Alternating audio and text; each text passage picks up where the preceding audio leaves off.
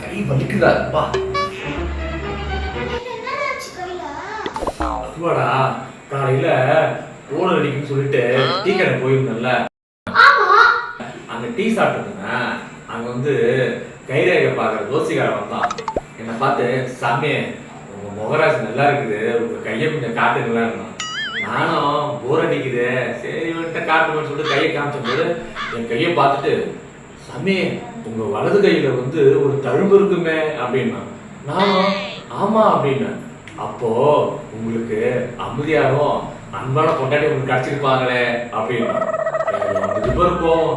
யோ, என் கையில வலது கையில தழும்பு சொன்னீங்க, அது என் பொண்டாட்டி சூடு வச்சுக்கையாது அப்படி சொல்லிட்டு அவன் மூஞ்சில ஓகே குத்துறான் பாரு. அவன் பல்லு கையில பட்டுருக்குறா, அதான் வலிக்குது.